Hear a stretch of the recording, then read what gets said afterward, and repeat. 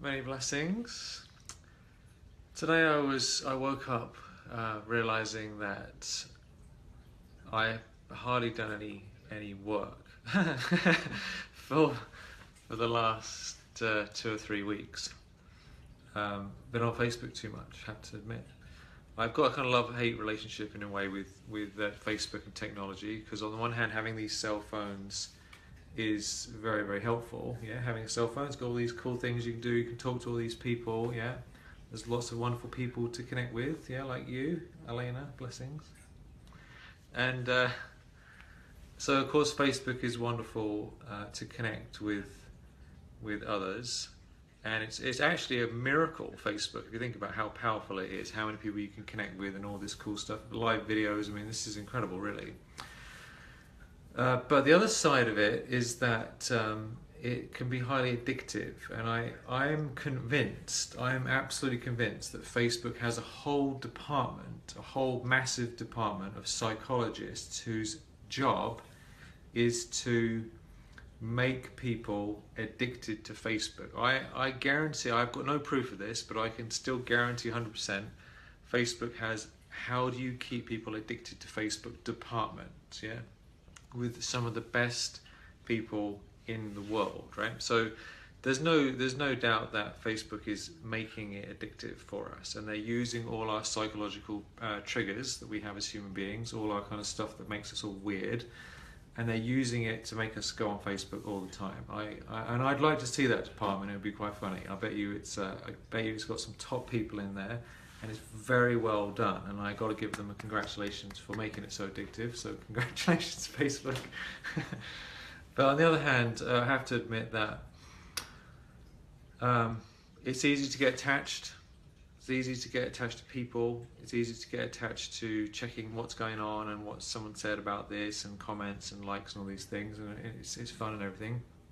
But I find that what it does, it creates open loops, and an open loop is basically the same thing as happens when we are watching a movie, and at the end of the movie, it says, it's a cliffhanger, find out next week what happens. So the guy's hanging off the cliff like this, yeah, and it says, tune in next week and find out what happens. So everyone's got to come back and watch the cliffhanger, yeah, find out what happened next. Facebook is literally packed with cliffhangers every direction, yeah, everything, likes, comments, people, situations, tags, private messages, yeah, all these different things. So we're literally got open loops again and again and again and again and again, yeah. And so one cliffhanger is enough to get us to come back, but when there's like hundreds and hundreds of them, then it's almost impossible not to engage with something, because we have the curiosity factor. We're interested in what's going to happen next. Yeah, curiosity killed the cat, remember? But so what I find is, even though it's difficult to pull the plug, I find that if I don't get away from everything, sometimes I can't get any work done.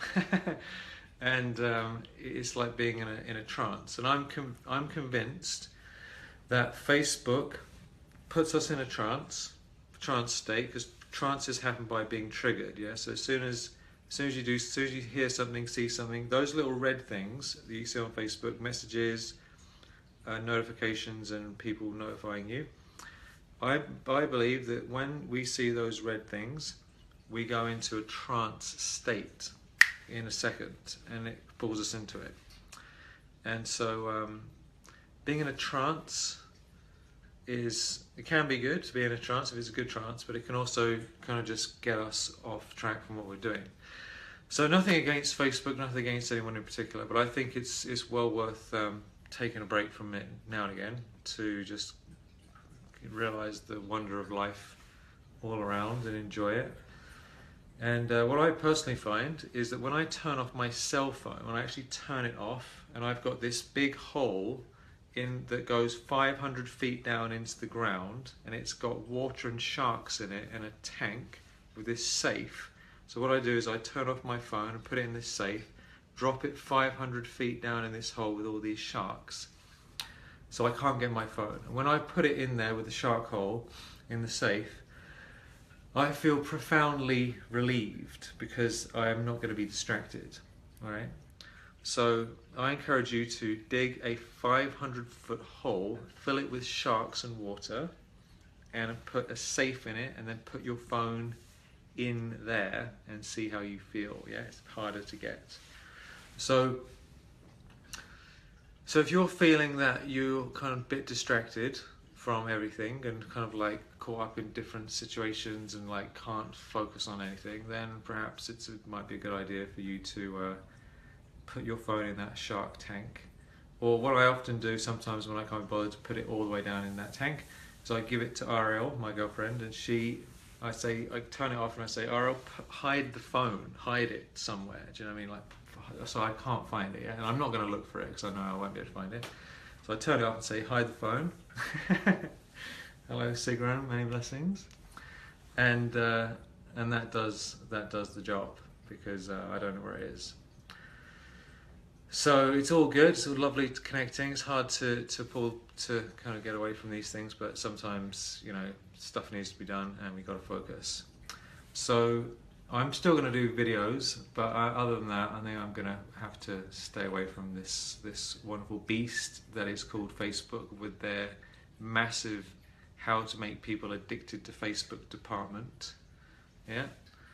If I'm really interested in that department in Facebook, I'd be fascinated because I bet you they've studied all the most powerful influence techniques, hypnotic techniques, and all these things, guaranteed, and they are using it on us every day, all the time, without us realizing it, to get us addicted. So, can I hunt down that department, break in, find out what's going on? It'd be quite funny.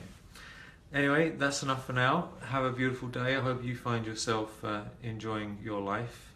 Perhaps you might want to dig that big hole in the ground, put your phone in there with all the sharks, and realize how beautiful it is. And I live in such a beautiful place. Check this out. This is my view out the window.